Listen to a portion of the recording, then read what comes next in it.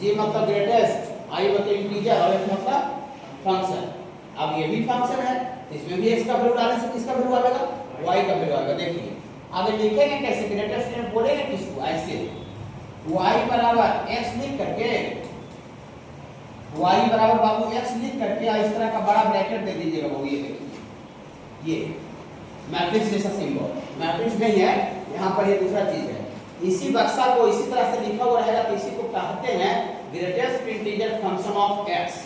इसी को कहा जाता है, इतना इज कॉल्ड, कॉल्ड मतलब कहना, इतना इज कॉल्ड, इसको कहा जाता है ग्रेटेस्ट इंटीजर, इतना is called greatest integer, greatest integer function of x। x का ग्रेटेस्ट इंटीजर फंक्शन बोला जाता है।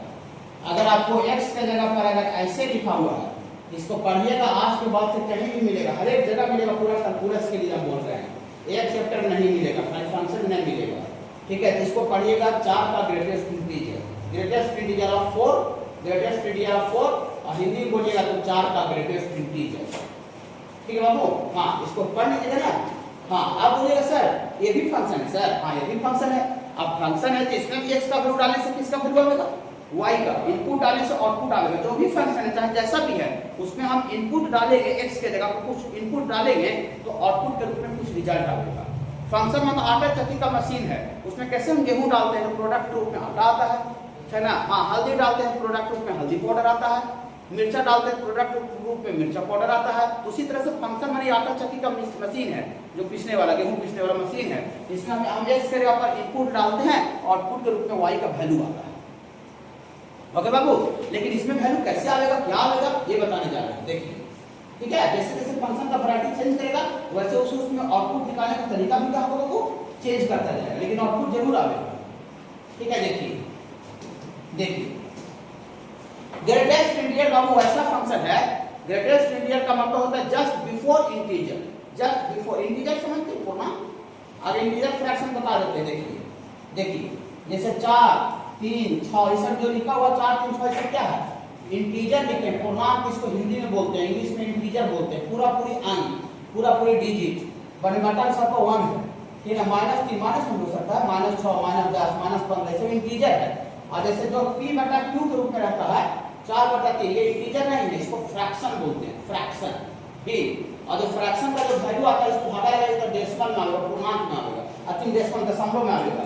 जैसे 1.36 2.4 मैंने पॉइंट में आ गया, डेसिमल में उसको डेसिमल बोलते हैं।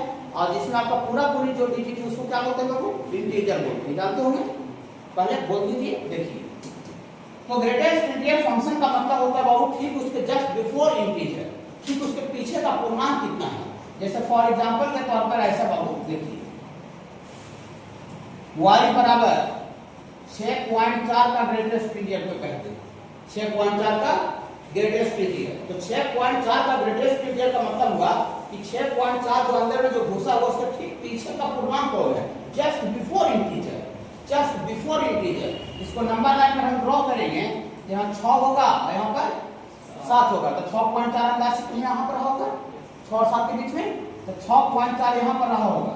तो 6.4 के जस्ट बिफोर, बिफोर मतलब पीछे लेफ्ट होता है, पीछे का मतलब नंबर लाइन पर लेफ्ट होता है और आगे का मतलब नंबर लाइन पर राइट होता है। हम बोले आगे जाइए, आगे जाइए मैंने राइट में जाइए, पीछे ये मैंने लेफ्ट में आइए, ऐसा होता है लेफ्ट राइट लेफ्ट, वही क्या है राइट। तो नंबर राइट में राइट होगा तो आगे होता है और लेफ्ट का मतलब पीछे होता है। तो 6.4 के जस्ट बिफोर, बिफोर मतलब लेफ्ट में पूर्णांक कौन है, इंटीजर कौन है, 6.4 के जस्ट पीछे पूर्णांक जो है वो 6 है, बोलिए ना सर। 6.4 के जस्ट पीछे 6.3 है सर, तो 6.3 तो नंबर है, ठीक है ना, लेकिन वो पूर्णांक नहीं है, वो डेसिमल नंबर है।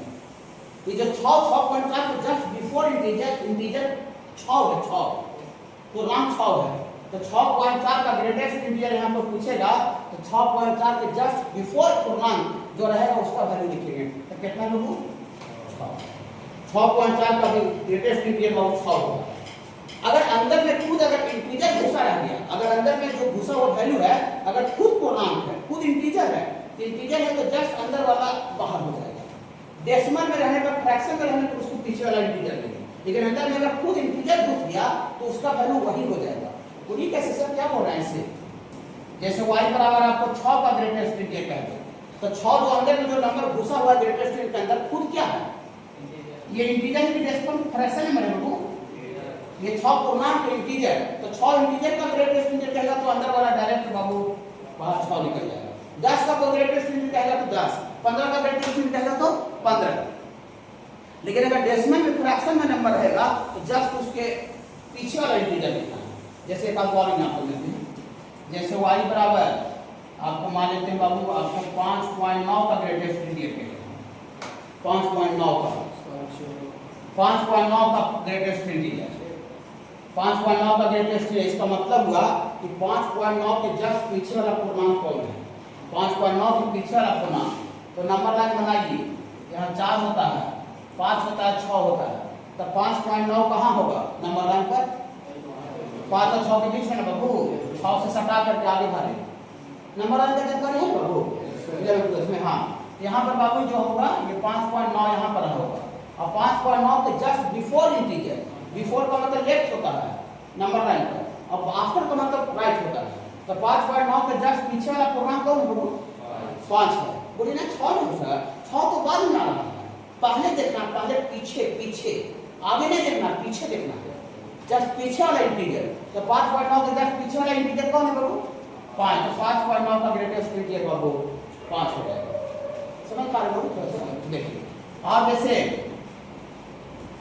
y बराबर -4.3 का ग्रेटेस्ट इंटीजर थोड़ा बताइए तो, -4.3 का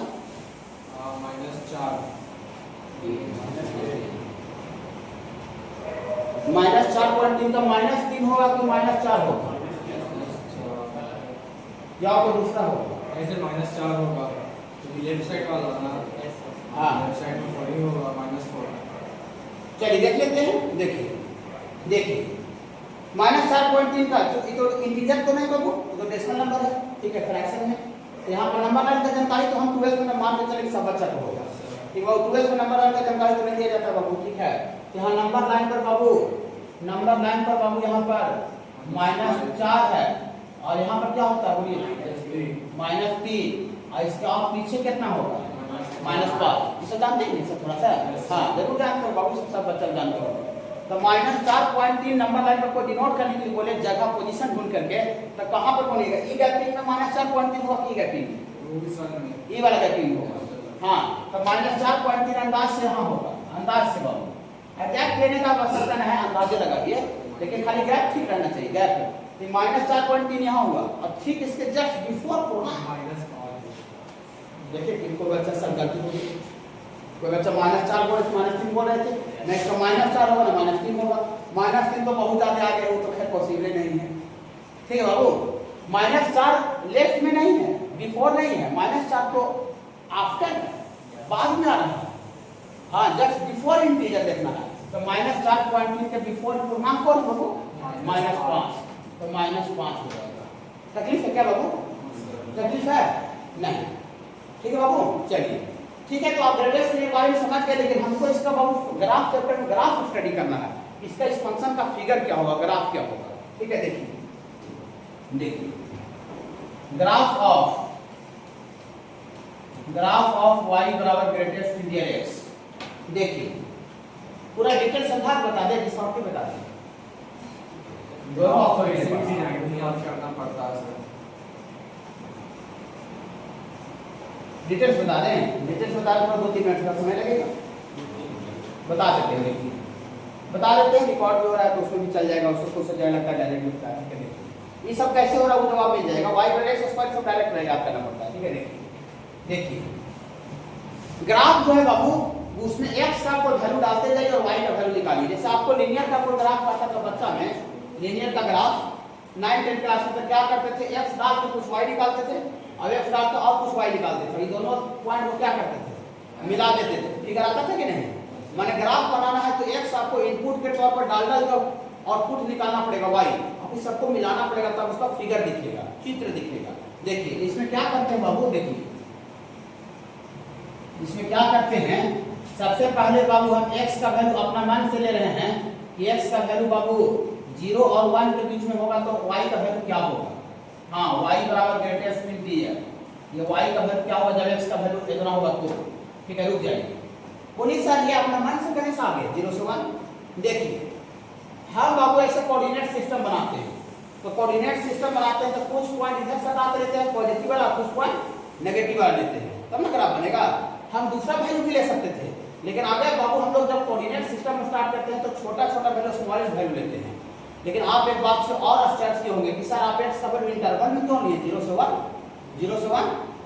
हम पहले बनाते थे एग्जैक्ट वैल्यू लेते थे, 2 लेते थे, 4 लेते थे, 10 ऐसे लेते थे, आप ऐसे इंटरवल में क्यों लिए, कैसे आपको दिमाग में बताते हैं क्यों लिए। देखिए हम यहाँ ग्रेटेस्ट इंटीजर पढ़ रहे हैं, हम यहाँ 0 है, x का वैल्यू 0 और यहाँ पर क्या बाबू 1 है, 0 से 1, ठीक है। 1 इसमें नहीं लिया गया है और इसमें 0 इंक्लूडेड है, इक्वल को नहीं वाला 0 को इक्वल को शो करता है, लेकिन यहाँ 1 के इक्वल नहीं। इसका क्या मतलब है, देखिए काहे हम एक 0 से 1 के बीच में लिए, एक खाना में क्यों लिए हैं, क्योंकि यहाँ से यहाँ तक कोई वैल्यू लीजिएगा x का और उसका ग्रेटेस्ट इंटीजर 0 आएगा। 0.1 का ग्रेटेस्ट इंटीजर 0, 0.2 का 0, 0.3 का 0, 0.4 का 0, 0.5 का, माने 1 से पीछे 0.9 तक ले लीजिए, लेकिन मान लीजिए ना 1 खुद पूर्णांक है तो 1 का ग्रेटेस्ट इंटीजर 1 ही आ जाएगा, इसीलिए हम 1 को नहीं लिए हैं। और 0 लीजिएगा तो खुद 0 का ग्रेटेस्ट इंटीजर 0 आएगा। समझ पा रहे हैं। तो इस गैपिंग में, पूरा इस गैपिंग में y का वैल्यू सेम आ रहा है, इसलिए हम x का जो वैल्यू है वो एक इंटरवल 0 से 1 के बीच में लिया है। तो आप पूछिएगा कि सर x का वैल्यू ऐसे नहीं ले सकते सर, 4 से लेके 0 से लेके 4 से नहीं ले सकते। अगर 0 से लेके 4 को कह दिया तो आप ग्रेटेस्ट इंटीजर का वैल्यू आप नहीं बता पाइएगा। जब भी आपको अगर ग्रेटेस्ट इंटीजर का वैल्यू बताना होगा तो आपको दो इंटीजर के बीच में वैल्यू को आइडेंटिफाई करना पड़ेगा कि इसका जो वैल्यू x का है वो किस दो पूर्णांक के बीच में है, किस दो इंटीजर के बीच में है। 4 5 5 6 7 8 9 10 ऐसे लेना पड़ेगा। कोई कह देगा कि कोई वैल्यू x का वैल्यू 10 से लेकर 15 के बीच में ग्रेटेस्ट को, तो भैया माफी चाहते भैया 10 से 15 के बीच में हम नहीं बता पाएंगे भैया। हमको दो इंटीजर के बीच में दो कि 10 11 के बीच में है कि 11 12 के बीच में है कि 12 13 एकदम पूरा बता दूं उसके पीछे का पूर्णांक। समझ रहे हैं थोड़ा। हाँ, इसीलिए बाबू हम x का जो वैल्यू लेंगे ऑलवेज दो इंटीजर का इंटरवल में लेंगे। अगला 1 को कहां नहीं समझ पा रहे हैं, 1 लेंगे तो फिर इसका ग्रेटेस्ट 0 ना हो पाएगा। आप जरा सुनिएगा, अब x का वैल्यू हम यहां से हम बीच में यहां कुछ भी लेंगे तो x का वैल्यू डालने से तो y का वैल्यू आता है फंक्शन में, तो x का वैल्यू ये करके हम कुछ भी लेंगे तो y का वैल्यू कितना आएगा 0। 0 से 1 यहां कुछ भी लीजिए तो 0 से 1 लीजिएगा तो ग्रेटेस्ट इंटीजर का वैल्यू 0 आएगा। ग्रेटेस्ट इंटीजर का वैल्यू का मतलब y का वैल्यू, y का वैल्यू 0। अच्छा लगा थोड़ा सा, अच्छा लगा। हाँ, तो बाबू एक पॉइंट से इसका स्ट्रक्चर नहीं पता चलेगा, और स्ट्रक्चर बनाने के लिए थोड़ा सा दूर तक बनाना पड़ता है। अब खाली कहीं पर हाथ बना दे, नरेंद्र मोदी का हाथ बना दे, अब पकड़ने की बोली कि किस आदमी का फिगर है, कोई बता देगा कि नरेंद्र मोदी का ऑप्शन हाथ से बता सकता है, नहीं बता सकता है, ठीक है, नहीं बता सकता है। तो उसको फिगर बनाने के लिए हमको मुंडी थोड़ा छाती, मुंडी तो जरूर बनाना पड़ेगा, ठीक है। मुंडी बना के नीचे नहीं कुछ बना के दे नरेंद्र मोदी है, लेकिन खाली कोई आंख बना दे आप कहीं बताओ कि किसका फिगर है, कोई नहीं बता, दुनिया का कोई आदमी नहीं बता पाएगा कि नरेंद्र मोदी है। वही बात है, अकेला चना भार नहीं फोड़ सकता है, बोले अकेला यहाँ पर एक चीज पता है उसका नेचर ना होगा, तो उसका नेचर समझने के लिए थोड़ा सा कुछ और आगे तक पॉइंट खुद से लेना पड़ेगा। ओके बाबू, ठीक है। ऐसा बहुत इंपॉर्टेंट पढ़ते ऐसे लग रहा होगा, कैलकुलस में बहुत ज्यादा इंपॉर्टेंट है। देखिए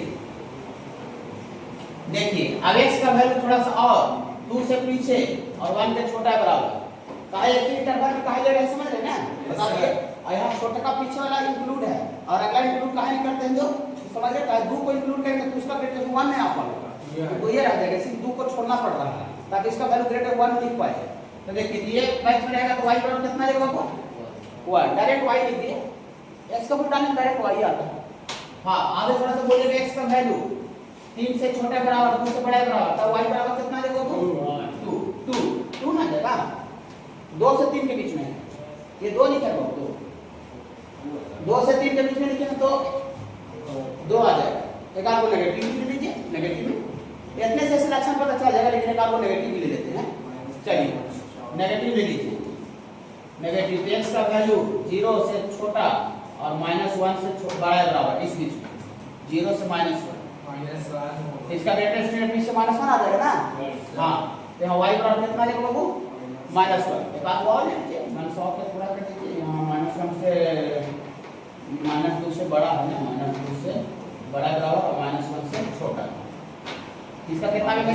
हाँ बस बस बस बस बस लेने के लिए तो आप कुछ भी ले सकते हैं, कमी नहीं है, लेकिन इतना में इसका लक्षण दिख जाएगा, आकार दिख जाएगा, आकार दिख जाएगा कि किसका है।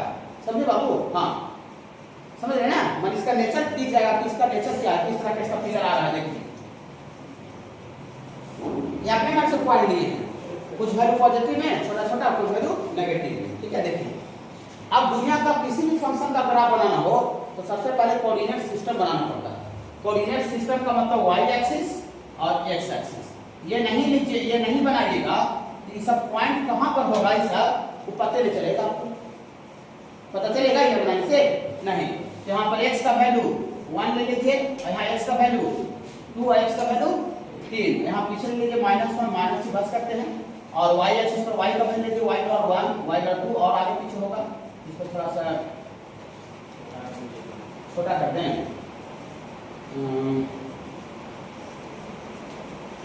थोड़ा सा इसको ऐसी पॉइंट को छोटा कर देते हैं ग्राफिक को। इसमें आपको ग्राफ दिख जाएगा कि ना, इसमें कोई दिक्कत नहीं है। यहाँ 1 ले लेते हैं, यहाँ पर आपका 2 लेते हैं, वो एगो पॉइंट बढ़ गया 3 और नीचे बाबू -1 -2 ऐसा लेते बाबू। देखिए अप्लाई करें y बराबर ये सब 1 2 3 कांस्टेंट है, तो y बराबर 1 इसे बनाना रहता है। आपसे कोई 10 क्लास का बच्चा पूछ सकता है y बराबर 1 बनाना रहेगा तो y बराबर 1 ऐसे बनेगा। देखिए यहाँ ये देखिए x एक्सिस के पैरेलल, ये देखिए y1, यहाँ भी y1 खाली आगे पीछे जाए तो क्या बदल होगा x, लेकिन पूरे लाइन पर y1 है। y2 कैसे बनेगा? y बराबर 2 y बराबर 2 y बराबर 3 ऐसे होगा, y बराबर 4 y बराबर -2 लाइन एक्सिस के पैरेलल y बराबर कांस्टेंट होगा तो ठीक बाबू। हाँ ठीक है, हाँ देखिए इसमें y इक्वल टू 1 देखिए y इक्वल टू 1 बनाने जा रहे हैं, ग्रीन पेंस बनाते हैं, अच्छा लगेगा देखने में। देखिए देखिए ग्रीन हुआ भी नहीं, क्या रहने दीजिए, लिख दिया y बराबर 1। लेकिन ये तो y बराबर 1 है लाइन एक्सिस के पैरेलल, लेकिन हमको जो y बराबर 1 जो आ रहा था, y बराबर 1 आ रहा था, x के कहां से कहां के वैल्यू के लिए y बराबर 1 आ रहा है? 1 से 2। हाँ वो क्या बना देंगे 1 से 2 के लिए। हमको y बराबर 1 x का किस वैल्यू के लिए आया था? 1 से 2। तो x का वैल्यू ऐसे ऐसे चलता है हॉरिजॉन्टल, ऊपर नीचे आते हैं तो y होता है, जानते होंगे। यहाँ बंद करते हैं तो क्या होता है वो y, और लेफ्ट राइट करते हैं तो x। हमको कहेगा x बराबर 2 जाओ, ऐसे जाएंगे, बोले y बराबर 2 जाओ, ऊपर जाएंगे, -2 जाओ, नीचे आवेंगे y बराबर -2, x बराबर -3 जाओ, ऐसे आवेंगे हॉरिजॉन्टल। इसे तो पता होगा बेसिक। हाँ देखिए ट्वेल्थ में वो पढ़ा रहे हैं तो हम ऐसा मान के चलें कि आप बेसिक थोड़ा नॉलेज रखते होंगे जरूर। ठीक है, देखिए इसमें x का वैल्यू कहां से कहां तक के लिए है? 1 से 2। तो देखिए x का वैल्यू 1 यहाँ है और x का वैल्यू 2 यहाँ ही वाला। देखिए यही गैपिंग जो है x का वो कहां से कहां तक है? 1 से 2। ये नहीं बाबू, x का वैल्यू बाबू x ऐसे होता है बाबू हॉरिजॉन्टल आगे पीछे। हाँ x का वैल्यू 1 है, x का वैल्यू 2 है। ये लाइन में y का वैल्यू है तो y बराबर 1 बना दिए। देखिए तो y बराबर 1 है, x का वैल्यू 1 से लेकर 2 तक के लिए। देखिएगा जादू एक करेंगे, जादू से आप डरिएगा नहीं, जादू से आप डरिएगा नहीं। पूरा लाइन हम y बराबर 1 बनाए थे, पूरा लाइन y बराबर 1 बनाए थे, लेकिन हम आगे और पीछे सबको मिटा दिए। अब x का वैल्यू जो y बराबर 1 है वो x का वैल्यू किस वैल्यू के लिए आ रहा है? x का वैल्यू 1 से लेके x का वैल्यू 1 से लेके 2 तक, लेकिन x बराबर 2 में इंक्लूड नहीं है, x बराबर 2 इंक्लूड नहीं है। x बराबर 2 के ऊपर वो छोटा छोटा चीज को ध्यान देना है, कैलकुलस का स्टडी कर रहे हैं। यहाँ पर एक क्लोज इंटरवल है, क्लोज इंटरवल में x बराबर 1 है वहां पर, लेकिन आगे x बराबर 2 पर बहुत खाली छोड़ दिए, वहां पर x बराबर 2 नहीं है, ओपन इंटरवल है। ठीक है, तो ये जो उजला वाला लाइन है उसमें y बराबर कितना था? y बराबर 1 और y बराबर 1 तो है, लेकिन इसमें x का वैल्यू कहां से कहां तक है? x का वैल्यू 1 से लेके 2 तक, ये पूरा इक्वल हो गया। x का वैल्यू 1 से 2 तक के लिए y बराबर 1 आ रहा है। पूरी y बराबर 1 पूरा ऐसे नहीं बनता थी, हाँ बनता, लेकिन y बराबर 1 हम ग्रेटेस्ट इंटीजर फंक्शन के लिए x बराबर 1 से लेके 2 तक नहीं y बराबर 1 था। माने y बराबर 1 हमको जो फिगर दिखेगा वो x बराबर 1 से लेके 2 तक भी नजर आएगा। उसमें एक x और 1 इंक्लूड है और x और 2 एक्सक्लूडेड है, ओपन इंटरवल। ठीक लगा हल्का सा? Yes sir. हाँ ऐसे ही होता है और क्या। देखिए बाकी घर पर मेहनत होता है। देखिए अब देखिए ऊपर वाला हमने बनाए थे y बराबर 0, y बराबर 0 का मतलब x एक्सिस होता है, x एक्सिस का ही इक्वेशन होता है y बराबर 0। पूरे x एक्सिस पर y का वैल्यू 0 होता है और पूरा y एक्सिस पर x का वैल्यू 0 होता है। जानते हैं? नहीं। और ये चीज आता है इस वजह से। देखिए ये पूरा x एक्सिस पर y का वैल्यू 0 होता है। यहाँ पर कोई पॉइंट लिखना रहेगा x एक्सिस पर, x बराबर 4 पर y बराबर 0 लिखेंगे। यहाँ पर कोई पॉइंट लिखना रहेगा x और 6 पर 0, 6 7 जो भी 5 छो, लेकिन वो हम नहीं बता रहे हैं, हम बता रहे हैं कि y का वैल्यू हर हाल में x एक्सिस पर 0 होगा और y एक्सिस पर जो भी पॉइंट होता है उसमें x का वैल्यू 0 होता है। क्या इसमें देखिए y बराबर 0 है तो y बराबर 0 पूरा x एक्सिस को रिप्रेजेंट करता है। तो y बराबर 0 तो है, x एक्सिस होगा, लेकिन x के कहां से कहां तक वैल्यू के लिए, कहां से कहां तक वैल्यू के लिए 0 से 1। तो हरा पेन देखिएगा, ग्रीन पेन देखिएगा ये जो लाइन है हरा ग्रीन पेन ग्रीन, इसमें y का वैल्यू क्या है, ग्रीन वाला में y का वैल्यू, ये पूरे में y का वैल्यू 0 है। पर ये जो हरा वाला लाइन है वो y बराबर 0 माने x एक्सिस को रिप्रेजेंट कर रहा है। पूरी सब हरा उतना छोटा काहे बनाए हैं, आगे भी तो x एक्सिस से y बराबर 0 है, क्योंकि यहाँ पर जो y बराबर 0 आ रहा है x का वैल्यू 0 से 1 के लिए आ रहा है। तो y बराबर 0 होगा, लेकिन x के कहां से कहां तक के लिए, x बराबर 0 पर इंक्लूड है, x बराबर 0 पर इंक्लूड है और 1 पर ओपन इंटरवल है। तो 1 पर जादू देखिएगा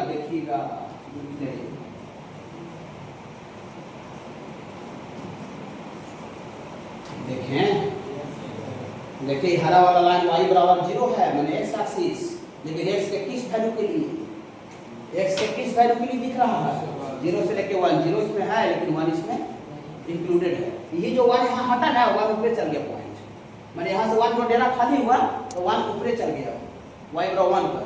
1 डालने से x पर इसमें 1 डालेगा तो y बराबर 0 नहीं आएगा, x को 1 डालेगा तो y बराबर 1 आएगा। ठीक है? हाँ अब इसमें y बराबर 2, x के किस वैल्यू के लिए 2 से 3, तो y बराबर 2x, y बराबर 1 के ऊपर होगा। हाँ देखिए तो पूरा y बराबर 2 बना देते हैं। देखिए ये लाइन का नाम है y बराबर 2, y बराबर कांस्टेंट लाइन पर 2x एक्सिस, लेकिन y बराबर 2x के किस वैल्यू में आएगा 2 से 3 में, x का वैल्यू 2 से 3 में। तो देखिए कहां से हम क्या करेंगे, देखिएगा यहाँ x बराबर 2 है और यहाँ x बराबर 3 है, x बराबर 3 पर हम लोग ओपन इंटरवल देंगे। देखिए ये जो लाइन है ये तो y बराबर 2 है, ये है y बराबर 2 है, ये है, लेकिन x का वैल्यू यहाँ से 2 है और यहाँ x का वैल्यू 3 है। इसमें 2 इंक्लूडेड है तो 2 पर क्लोज इंटरवल दिया है और 3 पर ओपन इंटरवल। बाकी हम आगे और पीछे वाला को हम साफ कर देंगे, आगे और पीछे वाला जो लाइन है y बराबर 2 उसको हम साफ कर देंगे। इसमें y बराबर 2 है लेकिन x के किस वैल्यू के लिए, x का वैल्यू 2 से लेके 3 के लिए। ऐसे ऐसे चलता है तो x होता है, ऊपर नीचे चलता है तो y होता है। फिर आगे नेगेटिव में थोड़ा कुछ ले लीजिए, y बराबर -1, x से किस वैल्यू के लिए -1 से 0, तो y बराबर -1 x एक्सिस के नीचे ना जाएगा, हाँ x एक्सिस के नीचे आ जाएगा। देखिएगा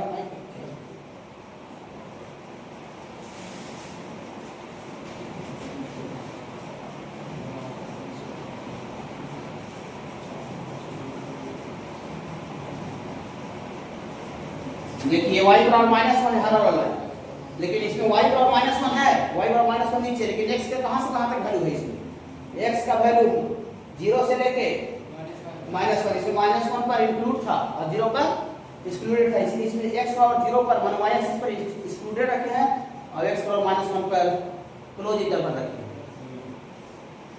ठीक है बाबू, -1 से हाँ ये देखिए बाबू -1 से 0, -1 इसमें इंक्लूड है और 0 इंक्लूड नहीं है, तो 0 पर हम डेरा को खाली कर दिए और 1 पर डेरा को समान रखे। सर तो ऊपर ही है, उसी के लॉन्ग में होगा, नंबर लाइन पे ना है बाबू, नंबर लाइन पे ही होगा ना, खाली तो 0 कोऑर्डिनेट ये वाला बाबू पोजीशन समझ में नहीं आ रहा सर। देखिए वहीं पे कर दिया ये वाला बाबू, यस सर। ये पोजीशन टाइम समझ में आ, देखिए y बराबर ये लाइन का नाम है -1, पूरी काहे नीचे का बनाया y बराबर -1, काहे y बराबर -1 इसलिए बनाया क्योंकि x axis X axis Y बराबर जो भी नेगेटिव होगा एक्स एक्सिस के नीचे होगा। ये पूरा लाइन वाई बराबर -1 जैसे वाई बराबर 1 ही बना रहे हैं थे बाबू, वाई बराबर 1 वाई बराबर 2 वाई बराबर 3, तो यहाँ पर वाई बराबर क्या है -1, तो वाई बराबर -1 एक्स एक्सिस के नीचे होगा लेकिन -1 पर ये पूरा लाइन। कोई सर इतना बड़ा बनाता सर, आप व्यक्ति को छोटा बनेंगे हमको समझ में आता है। कहा है वाई बराबर -1 पूरा दुनिया के लिए नहीं है, एक्स के किस वैल्यू के लिए है, -1 से 0 के लिए। यहाँ -1 से 0 डालिए, वाई बराबर -1 आ जाएगा, डेफिनेटली तो समझा दिए। तो -1 से 0 माने वाई बराबर -1 जो फिगर दिखेगा वो कहां से कहां तक एक्स के किस वैल्यू में दिखेगा, -1 से 0, इसमें 0 नहीं रहेगा, 0 नहीं रहेगा, तो 0 नहीं रहेगा, एक्स पर 0 नहीं रहेगा। ये कि वाई एक्सिस है, ये बाबू वाई एक्सिस है, तो वाई एक्सिस पर यहाँ पर जो डेरा जो है डेरा, ये वाई एक्सिस पर डेरा को यहाँ पर खाली करना पड़ेगा, हटाना पड़ेगा। बोली कहा है सर यहाँ पर काहे हटा रहे हैं, कहा कि ये वाई एक्सिस पर x का वैल्यू 0 होता है, पूरे वाई एक्सिस पर x का वैल्यू 0 होता है, लेकिन इसमें x बराबर 0 नहीं लिया गया, इसलिए हम 0x बराबर 0 जहां y एक्सिस पर था उसको डेरा को हम समान को अपने निकाल दिए हैं, दिक्कत है क्या। लेकिन यहाँ x बराबर 0 को निकाल दिए, लेकिन यहाँ x बराबर -1 है, तो -1 को भी निकालेंगे, -1 को नहीं निकालेंगे, इंक्लूडेड है, तो -1 पर समान भरण है, -1 पर समान भरण है, और y बराबर -1 है, तो y बराबर -1, तो y बराबर -1 x के किस वैल्यू के लिए खाली था, 0 से -1, तो 0 तो छोड़ दिए और -1 को मिला दिए, इसके आगे को भी हम गोली मार देंगे y बराबर -1 को, और y बराबर -1 को पीछे भी गोली मार देंगे। बोली काहे गोली मार रहे हैं, क्योंकि y बराबर जो -1 है x के वैल्यू 0 से लेके -1 तक के लिए इसमें 0 x बराबर 0 माने y एक्सिस पर पॉइंट नहीं होगा, और यहाँ x बराबर -1 पर पॉइंट इंक्लूडेड होगा, यही यहाँ पर है। सर आपको तो समझ में नहीं आ रहा है, वहाँ पे जब y का वैल्यू 0 दिए थे तो नंबरी लाइन के लिए, और जब यहाँ पे 0 लेना तो एक नंबर पीछे तो y बराबर -1 है बाबू, y बराबर -1 पर 0 को इंक्लूड करेंगे, एक्सक्लूड करेंगे, और वहाँ पर जो हम लोग लिए थे उसमें y बराबर 0 पर x बराबर 0 था, तो y बराबर 0 माने x एक्सिस था, लेकिन अभी मेरा पूरा गाड़ी कहाँ चल गया, y बराबर -1 में चल गया, तो y बराबर -1 पर x बराबर 0 को हटा देंगे, ये y बराबर -1 है, वही x बराबर 0 उसमें निकला हुआ है, ठीक है। हाँ, और फिर नीचे क्या है, y बराबर -2 x किस वैल्यू के लिए, तो y बराबर -1 को नीचे बना देंगे, तो -1 में देखिए नीचे बना लेंगे, देखिए इसी को y बराबर -2 के सीमांत में बनाए हैं, y बराबर -2 के सीमांत में है ना, y बराबर -2, लेकिन y बराबर -2 x किस वैल्यू के लिए आ रहा है, -1 से -2, तो -2 उसमें क्लोज है कि ओपन है, -2 है कि नहीं है बाबू, है, तो -2 है, तो -2 है मतलब -2 पर ये समान भरा हुआ रहेगा, और x बराबर -1 इसमें जो है ये वाला समान आपको यहाँ पर, ये समान यहाँ पर आपको खाली रहेगा। आप इसको चाहे कितना दूर पीछे बना लीजिए, चाहे कितना दूर, सीढ़ी जैसा है, सीढ़ी होता है ऐसे से स्टेप बाय स्टेप, इसमें पीछे वाला जो पूंछ है, पूंछ पर समान है, और अगला जो माथा होगा सिर, गाय का सिर, वहां पर से समान खाली रहेगा। देखिए ये पूंछ है, समान है, सिर पर समान खाली, ये पूंछ है, पूंछ पर है समान, आगे ओपन इंटरवल, ये पूंछ है आगे सिर पर खाली, ये पूंछ है आगे खाली। अब यही फिगर के तुम आगे पीछे बना दीजिए, और आगे एक आदमी आगे पीछे बना दीजिए, और एक आदमी पीछे कर दीजिए। स्ट्रक्चर हमको दिख गया नरेंद्र मोदी का, नरेंद्र मोदी का ऐसा ग्राफ बनेगा। अब खाली एक लाइन बनाते, तो एक लाइन बनाने को नरेंद्र मोदी का हाथ बनाना, नरेंद्र मोदी का आंख बनाना, तो हाथ और आंख से नरेंद्र मोदी का पहचान नहीं हो पाएगा, समझे सर। तो ग्रेटेस्ट इंडियन फंक्शन क्या होता है उसका ग्राफ समझ में आया, पूरा समझा के बताए हैं, ठीक है। हाँ, सेट्स का सिंबल उसी तरह का ब्रैकेट में दिया रहेगा, ऐसे करके ये कि बाबू इसी को बोलते हैं फ्रैक्शनल पार्ट ऑफ x, इतना इज कॉल्ड, ये पूरे कैलकुलस के लिए पढ़ा रहे हैं, खाली फंक्शन के लिए नहीं, ठीक है। हाँ, पूरा कैलकुलस, कंटिन्यूटी, डिफरेंशिएटी, मैक्सिमम मिनिमम, मैंने कहीं भी आपको ये सब दिख जाएगा, ठीक है, हर हाल में दिखेगा। इतना इज कॉल्ड फ्रैक्शनल पार्ट, इतना is called fractional part of x, इतना is called fractional part of x, इसी को कहा जाता है वो फ्रैक्शनल पार्ट ऑफ एक्स। इसका मतलब होता है कि कोई भी नंबर का फ्रैक्शनल पार्ट का मतलब उसका डेसिमल वाला पार्ट कितना है, भिन्न वाला हिस्सा कितना है।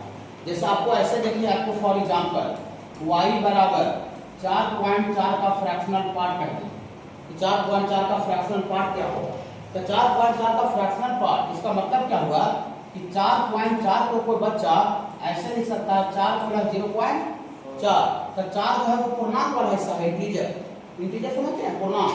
और जो 0.4 जो डेसिमल वाला नंबर वही फ्रैक्शन वाला पार्ट है, भिन्न वाला हिस्सा। इसका फ्रैक्शनल पार्ट 4.4 का फ्रैक्शनल पार्ट कितना आ रहा है, 0.4। ये 4 इंटीजर पार्ट हो गए, तो इंटीग्रल पार्ट पड़ जाता है, इंटीग्रल पार्ट मतलब 4.4 का ग्रेटेस्ट इंटीजर 4 था, 4 इसका ग्रेटेस्ट इंटीजर हो गया, और जो 0.4 जो है वो उसका फ्रैक्शनल पार्ट हो गया। फ्रैक्शन में डेसिमल वाला पार्ट कितना, भिन्न वाला हिस्सा, भिन्न वाला हिस्सा। तो 4.4 का फ्रैक्शनल पार्ट 0.4 आएगा। और आपको जैसे आपको y बराबर कोई 4 का फ्रैक्शनल पार्ट कह दीजिए, ये 4 का फ्रैक्शनल पार्ट बताओ। हाँ, तो 4 तो इंटीजर है, पूर्णांक है, तो 4 को कोई बच्चा ऐसे लिख सकता है ठाने के लिए 4 + 0, 4 + 0, तो 4 पूर्णांक वाला हिस्सा है, और इसका फ्रैक्शन में कुछ है ही नहीं है, डेसिमल में कुछ पार्ट ही नहीं है कि बहुत अंदर में कोई भी इंटीजर रहेगा वो पूर्णांक, उसका फ्रैक्शनल पार्ट आपको 0 हो जाएगा। समझ रहे हैं? हाँ ठीक है, मतलब कभी फ्रैक्शनल पार्ट का वैल्यू 1 से ज्यादा हो सकता है, पूरी नहीं सर, का ऐसे जुटल रहे सर कि 4 में काली सर 5.4 जुटल है तो काली फ्रैक्शनल पार्ट हो जाएगा सर, नहीं, 4 में 5.4 जुटल है तो 5 से खींचा जाएगा, अपना गोतिया देने आ जाएगा, ठीक है। हाँ, 5 अपना गोतिया देने आ जाएगा, इसका गोतिया पूर्णांक वाला गोतिया है इसका, तो 4 में 5.4 जुटेगा तो 9.4, तो 9 देखिए ना खींचा गया, मैंने 5 से खींचा के 9 बन गया, इसका फ्रैक्शनल पार्ट फिर से 0.4 बन गया। नहीं समझ रहे हैं? हाँ, मैंने देयरफॉर ये जो फ्रैक्शनल पार्ट का जो वैल्यू होता है सर, 1 नहीं कभी हो सकता, 1 से छोटा होगा चाहे 0 के बड़ा या बराबर होगा। फ्रैक्शनल पार्ट समझ गए ना? इसका ग्राफ को हम समझा के लिख रहे हैं, समझाने में थोड़ा ज़्यादा टाइम लगता है, उसको क्लियर नहीं है, इसको डायरेक्ट करिए, ज़्यादा इंपॉर्टेंट भी नहीं है। ग्राफ ऑफ y बराबर फ्रैक्शनल पार्ट ऑफ x, ये डायरेक्ट बना रहे हो, थोड़ा सा आप कर सकते उसी तरह से x का वैल्यू लेकर के y निकालें, जैसे ये ओके है ना, उसे आपको करना पड़ेगा, लेकिन बाबू डायरेक्ट हम इसको कर देते, इसका यूज नहीं बाबू, देखिए खाली ये थोड़ा मोड़ा अपना आएगा, यहाँ ऊपर ऑपरेटर बन है, यहाँ पर 1 है, और फिर 1 से लेके 2 है बाबू, ये 2, और ये 2 से लेके 3 है बाबू आगे, और इधर है बाबू आपका -1, यहाँ -2, ये सब ऑपरेटर करना है। देखिए और सर ऐसे लाइन बनाए हैं, ये लाइन बाबू y बराबर 1 है, ये लाइन बाबू y बराबर 1 है, इसका जो ग्राफ वैल्यू है बाबू चूंकि 0 से 1 के बीच में है तो 0% दिखेगा, और 0 से लेकर 1 के बीच में नजर आएगा, ठीक है, 0% इसका क्लोज इंटरवल है। हाँ, और बाकी बाबू ये 1 पर नजर आएगा, ये इसका ग्राफ होता है, ठीक है। उसी तरह से हम ये थे, उसी तरह से पॉइंट x का वैल्यू करके तो निकालने पर इस तरह का आता है, ठीक है, ठीक है, फिगर याद रखिएगा बाबू, फ्रैक्शनल पार्ट के बारे में याद रखिएगा, ठीक है। अब जरा देखिए बेटा, एक और बात लिखवा रहे हैं नोट में,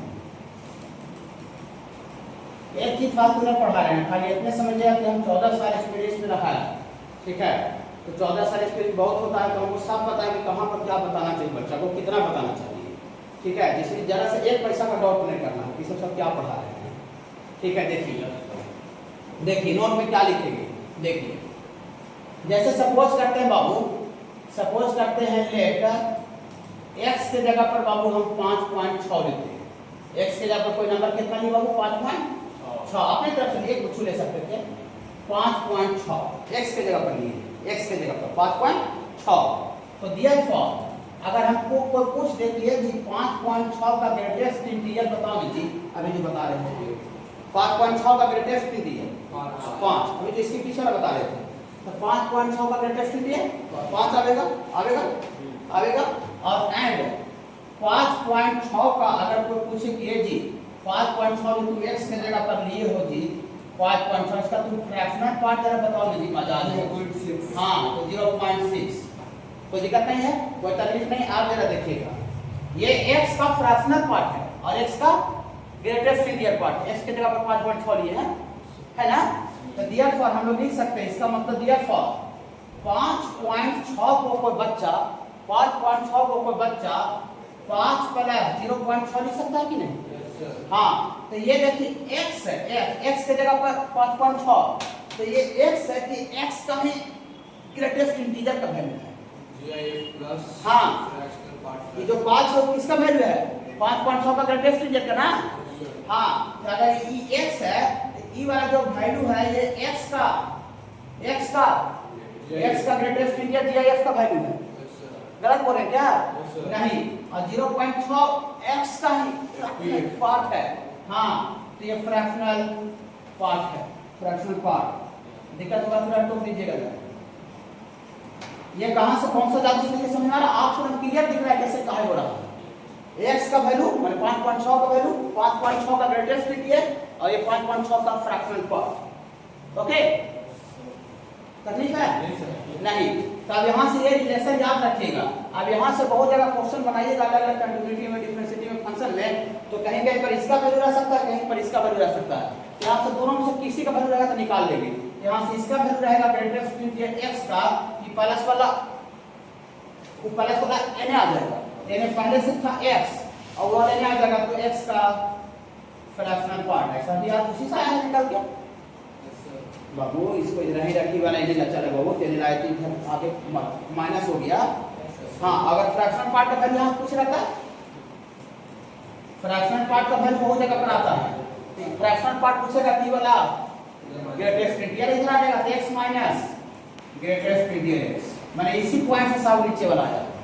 खाली ये वाला वैल्यू याद रखिएगा, इसी से आपको जो फ्रैक्शनल पार्ट कहेगा ग्रेटेस्ट उसे लिख दीजिए। और ये कैसे आएगा वो दिख रहा है, आंख से दिख रहा है, कोई मैंने रैपमेंट फटने का आवश्यकता मैंने ऐसे याद रखना ही पड़ेगा इसको कैसा होता है। लेकिन भूल जाने के केस में इसी तरह के एग्जाम्पल लेकर समझना पड़ेगा कैसे कैसे हो रहा है। ठीक है, इसका आगे का क्वेश्चन यूज पूरा whole calculus not only function chapter का यूनिटी डिफरेंशिएटी मैक्सिमम सब जगह आपको दिखेगा पूरा किताब में। कैलकुलस में दिखेगा, वेक्टर कोऑर्डिनेट आप पढ़े होंगे। ठीक है, अभी तक हम होली के पहले तो कोऑर्डिनेट 5 दिन क्लास अपना हम लेकर के पढ़ा रहे थे। ठीक है, तो हम पढ़ाते तो कुछ पता है कि मार्च तक चलता है, मैंने वही मार्च तक, वो भी फरवरी तक लास्ट तक, इसलिए तो हमको 5 दिन लास्ट में क्लास डेली कर दिए थे। ठीक है, लेकिन चलिए नहीं पढ़े तो थोड़ा सा दिक्कत होगा। ये 11th क्लास का करो। ठीक है, सर्कल से तो सर्कल का बाबू ये देखिए ऐसा होता है। सर्कल में ब्रीफ होता है गोल घेरा, ये x का स्क्वायर प्लस y का स्क्वायर बराबर r स्क्वायर, ये स्टैंडर्ड सर्किल कहलाता है। इतना इज इक्वेशन ऑफ ये जो इक्वेशन है बाबू, ये किसका इक्वेशन है बाबू? Standard circle. बोलिए सर स्टैंडर्ड सर्किल क्या होता है? स्टैंडर्ड सर्किल क्या होता है बाबू? इसको हम तो पूरा डिटेल्स नहीं बता सकते बाबू, का ये चैप्टर दूसरा जगह पढ़ना है, खाली इसमें कैलकुलस में बाबू यूज आएगा बाबू, इसलिए हम इसको बताना पड़ रहा है। स्टैंडर्ड सर्किल का मतलब सेंटर जिसका ऑरिजिन 0 0 पर रहता है। तो देखिए x स्क्वायर को इनको बच्चा x माइनस 0 का स्क्वायर लिख सकता है। x माइनस 0 का स्क्वायर x स्क्वायर होगा ना, और y माइनस 0 का स्क्वायर y का स्क्वायर होगा। कि जो 0 0 जो घटक है ना बाबू 0 0 वही सर्किल का सेंटर होता है बाबू, सेंटर। तो कितना x में से कितना घटेगा बाबू? 0, और y में से कितना घटेगा बाबू? 0। तो सेंटर का सेंटर में केंद्र होता है 0 0 होता है 0 0, और इसका रेडियस जो है बाबू रेडियस त्रिज्या ये r का स्क्वायर है, तो रेडियस इसका r होगा। ठीक है, मतलब वैसा सर्किल जिसका सेंटर ऑरिजिन पर रहता है उस सर्किल को हम स्टैंडर्ड सर्किल बोलते हैं। और रेडियस चाहे कुछ हो सकता है। अब सर्किल हमको बनाना है तो इस तरह से बना देते हैं। ठीक है, देखिए सर्किल तो गोल तो रहने करेगा, इसमें कोई डाउट है नहीं, चूड़ी जैसा रहेगा। ठीक है, लेकिन खाली इसका सेंटर स्टैंडर्ड सर्किल में सेंटर कहाँ पर हो जाएगा बाबू? ऑरिजिन 0 0 पर हो जाएगा। देखिए ये आपका y एक्सिस है और ये बाबू आपका x एक्सिस है। थोड़ा सा यहाँ पर तकलीफ होगा, रेडियस बाबू r है, रेडियस है बाबू सेंटर 0 0 पे सर्किल होगी। ठीक है, हाँ, और इसी का सर्किल बाबू दूसरा फॉर्म होता है सेंट्रल फॉर्म। ठीक है, सेंट्रल फॉर्म इधर ना लिखते, ये वाला फिगर इसका है, उधर लिखते हैं तो ये वाला फिगर इसका, ये वाला फिगर इसका। हमको देखिए आपको अभी 12th में नहीं पढ़े जाएगा तो क्या करना है, ये इक्वेशन चाहिए और ये ग्राफ चाहिए। ये इक्वेशन कहीं दिखेगा, इसका फिगर ऐसा बनाना पड़ जाएगा। ठीक है, 11 का कोऑर्डिनेट ज्योमेट्री का बना रहे हैं, पैराबोला कहीं बनाएंगे, इलिप्स कहीं बनाएंगे, लेकिन सब पढ़ाई होता है इसमें होगा शायद होगा, लेकिन अभी हाइपरबोला इसी संडे को बताए थे शायद होगा। इससे एमसीक्यू टाइप क्वेश्चन पूछेगा सर, हाँ हाँ, ग्राफ देगा ना। देखिए हाइपरबोला है चैप्टर ग्राफ ऑफ हाइपरबोला, देखिए सब पूरे डिफिनेशन आपको डिटेल्स पढ़ा यहाँ होता है। इसी संडे को, पिछला संडे को एक्स्ट्रा क्लास में पढ़ा है, लास्ट चैप्टर कोऑर्डिनेट का, ठीक है। इंग्लिश भी होगा, देखिए हाइपरबोला लिखा है, हाइपरबोला है, हाइपरबोला इसका डिफिनेशन पूरा देखिए क्वेश्चन में प्रूव किया गया, अभी अभी लिखने वाले हैं क्लास में, ये लिखेंगे, ये लिख करके और ये वाला फिगर बना लेंगे हाइपरबोला। समझे बाबू? हाँ, तो कहीं कहीं जवाब डिटेल से पढ़ा होता है, लेकिन आपका है कि थोड़ा सा 11th नहीं पढ़े हैं तो थोड़ा सा आपको प्रॉब्लम हो रहा है। ज़्यादा प्रॉब्लम नहीं होगा, लेकिन प्रॉब्लम तो थोड़ा सा होगा करेगा, ठीक है। इंग्लिश भी था, इंग्लिश में कहा गया है, इंग्लिश हट गया है, हटा दिए, बहुत थोड़ा दिन हो गया था, बोर्ड पर साफ करते जाते हैं कि ना, जैसे जैसे थोड़ा हो जाता है।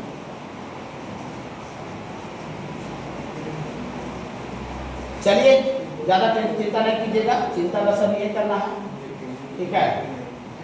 चिंता बाबू ये करना है अभी कि ये हमको इक्वेशन चाहिए और इसका ये ग्राफ चाहिए, ठीक है। हाँ, आप देखिए सेंट्रल फॉर्म में भी इक्वेशन होता है, फालतू में बता रहे हैं, किताब अगर खोल बता सकते हैं आपसे ना, हमको सब पता है कहाँ पर क्या आता है, एक एक चीज़ पता है, नींद में भी बोल सकते हैं, ठीक है। देखिए तो ये दूसरा ऐसा होता है, देखिए सेंट्रल फॉर्म,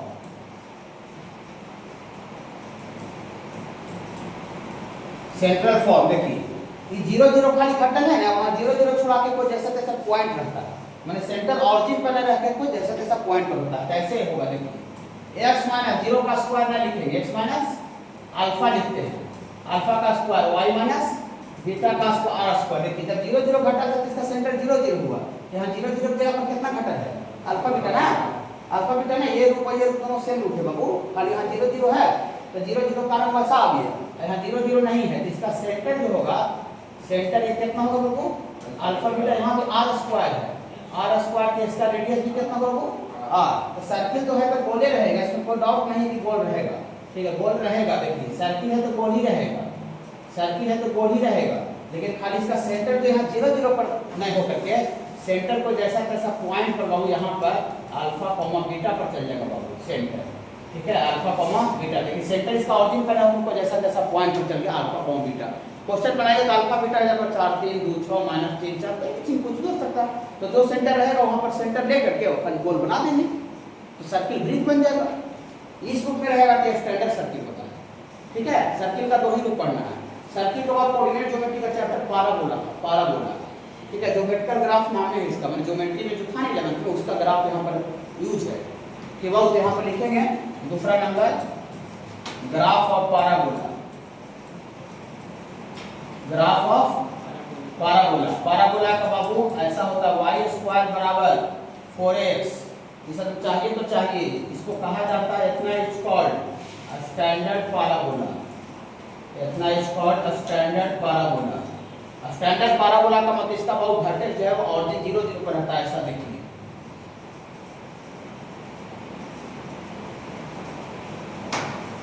ये हाँ ठीक है, ये x एक्सिस है, y एक्सिस है, यहाँ पर ये बाबू वर्टेक्स इसका है बाबू, ये वर्टेक्स कहलाता है, जिस पॉइंट के बाद टर्न करता है वर्टेक्स कहलाता है, इसका वर्टेक्स बाबू 0 0 है, ठीक है। यहाँ जो a है ना a 4ax लिखे हैं, a पढ़ लीजिएगा इसको, हाँ 4ax, यहाँ जो a जो है वो फोकस है बाबू, ये देखिए 1,0 ये पाराबोला का फोकस कहलाता है।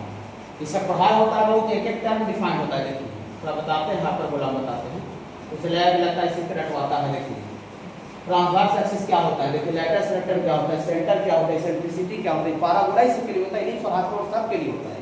एक है वो देखिए सब डिस्कस होता है, देखिए कैलकुलेट एक्सिस क्या होता है, ठीक है ना, ये आपको थोड़ा सा भी है तो इसलिए आपको दिख रहा है। देखिए फोकी वर्टेक्स, देखिए वर्टेक्स लिखिए, डायरेक्ट्रिक्स क्या होता है, ठीक है, ये हाइपरबोला के लिए है, उसी तरह से पाराबोला के लिए भी रहता है, लेकिन अभी आपको इतना आवश्यकता नहीं है, अभी आपको आवश्यकता बस इतना है, आवश्यकता बस इतना है बाबू कि हमको ये इक्वेशन चाहिए, ये इक्वेशन पाराबोला का होता है और ये ग्राफ होता है, ग्राफ y स्क्वायर और 4x, ये पाराबोला का ग्राफ होगा, ठीक है बाबू, इतना ही अभी चाहिए, जितना चाहिए उतना ही अभी कर रहे हैं, ठीक है। देखिए अब पाराबोला इसका वर्टेक्स ऑरिजिन पर है, 0 0 पर है, इसको थोड़ा सा डिजाइन ऐसे चेंज करके लिख सकते हैं, देखिएगा डिजाइन ऐसे चेंज करके लिख सकते हैं, वाई माइनस जीरो का स्क्वायर, वाई स्क्वायर को कोई बच्चा वाई माइनस जीरो का स्क्वायर भी लिख सकता है, वाई माइनस जीरो का स्क्वायर वाई स्क्वायर, और इतना बराबर 4a एक्स को कोई बच्चा एक्स माइनस जीरो लिख सकता है। तो देखिए यहाँ एक्स में से कितना घटल है, और वाई में से जीरो घटा हुआ है, तो जीरो जीरो घटा हुआ है। तो इस तरह का पाराबोला में इसका जो वर्टेक्स आया जिस पॉइंट पे वो टर्न कर रहा है, इसका वर्टेक्स जीरो जीरो आया है, लेकिन वर्टेक्स जीरो जीरो ना होकर तो जैसा तैसा पॉइंट भी रख सकता है, ऐसा अभी ना लिखिएगा इसको। देखिए सबसे कार्य करने से आ गया है, ठीक है। देखिए उसके बाद है बाबू graph of ellipse, graph of ellipse. Ellipse का इक्वेशन ऐसा होता है बाबू, अभी हाइपरबोला का बता रहे थे, बोर्ड पर प्रूफ था, ठीक है। x का स्क्वायर बटा a का स्क्वायर, y का स्क्वायर बटा b का स्क्वायर होगा, ये इलिप्स का इक्वेशन है। खाली हम बीच में माइनस कर देंगे तो अभी जो बोर्ड पर दिखा रहे थे वो हाइपरबोला बन जाएगा, हाइपरबोला जो बोर्ड पर दिखाए थे, ठीक है। इलिप्स ऐसा होता है, अंडाकार होता है, अंडाकार इलिप्स बनेगा, ऐसा ऐसा होता है, ठीक है। और इसका बाबू सेंटर जो होता है बाबू इलिप्स का थोड़ा बड़ा बनाइएगा, इसका सेंटर बाबू ऑरिजिन पर होता है बाबू 0,0 इसी को कोई बच्चा x का स्क्वायर को कोई बच्चा क्या लिख सकता है, x माइनस जीरो का स्क्वायर और बटा a का square plus y minus zero का स्क्वायर बटा b का स्क्वायर होगा। ये इलिप्स स्टैंडर्ड इलिप्स है जिसका सेंटर ऑरिजिन पर है 0,0। ये जो 0,0 बाबू इलिप्स का क्या कहलाता है बाबू, सेंटर केंद्र कहलाता है। और ये पॉइंट का कोऑर्डिनेट होता है 1,0। इलिप्स का आपको स्पेशली एरिया निकालने के लिए आता है बोर्ड में, रुकिए आपको ऐसे इंटरेस्ट में लेगा, किताब लाए क्या पढ़ते हो ना, हाँ रुकिए।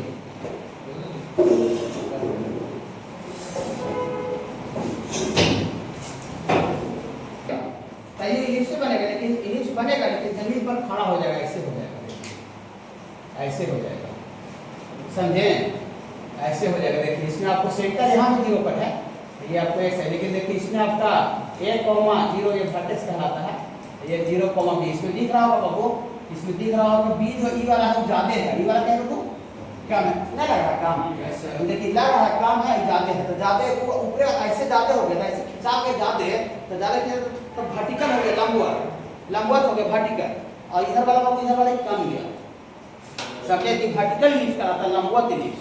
और ये क्या है बाबू, सर क्वेश्चन कैसे पता चलेगा, क्वेश्चन जैसे कि आपको 8 नंबर जो क्वेश्चन देखा था उसी से हम वाला बताते हैं, अगर नहीं बनाते हैं, ठीक है। देखिए ए और बी से अभी क्वेश्चन जो 8 नंबर तक x स्क्वायर बटा 4 था और y स्क्वायर बटा 9 था, तो 4 को कोई बच्चा उस रूप में लावेगा तो x स्क्वायर बटा 2 का स्क्वायर लिखेगा और y स्क्वायर बटा 9 को 3 का स्क्वायर। तो देखिए a की जगह पर 2 है और b की जगह पर 3 है, तो b ज्यादा है एक कम है, इसलिए ना a बड़ा है सर, a कम नहीं है, x स्क्वायर बटा a 2 है और b 3 है, तो a कम है और b ज्यादा है, ऐसा बनेगा, समझे। यहाँ पर आता मान लो 25 और यहाँ आता 9, तो 25 में 5 का स्क्वायर, तो ये ज्यादा होता है, तो समझ समझ रहे सर, हाँ। पूरा ग्राफ एक जगह पढ़ा रहे हैं, पूरा ग्राफ, ठीक है। ग्राफ को वापस दोबारा नहीं बोलेंगे, रिवीजन करने के लिए बोले बहुत विभाजन कर करिएगा, ठीक है।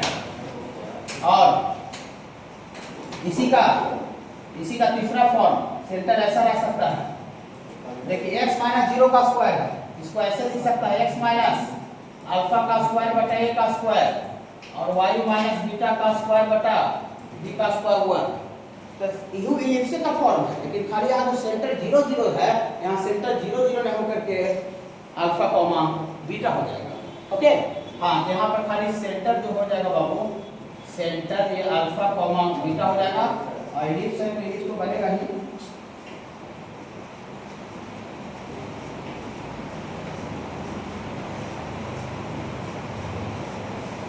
इलिप्स तो बनाए करेंगे, ऐसे इलिप्स बनाएंगे, लेकिन खाली इसका सेंटर बाबू ऑरिजिन पर नहीं होकर के और कोई जैसा तैसा बाबू पॉइंट अल्फा कॉमा, ये देखिए सेंटर ये जैसा तैसा पॉइंट अल्फा कॉमा बीटा पर हो जाएगा, ठीक है। ऑरिजिन पर इसका सेंटर नहीं, जैसा तैसा पॉइंट अल्फा बीटा, समझ बाबू।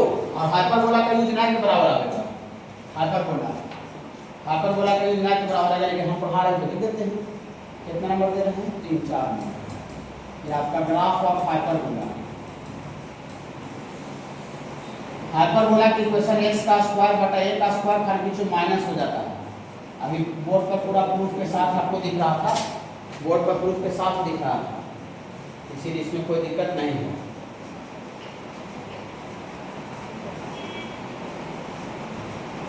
देखिए ई वाला ये हाइपरबोला का फिगर है, ये वाला छड़ी जैसा रहता है, छड़ी जैसा।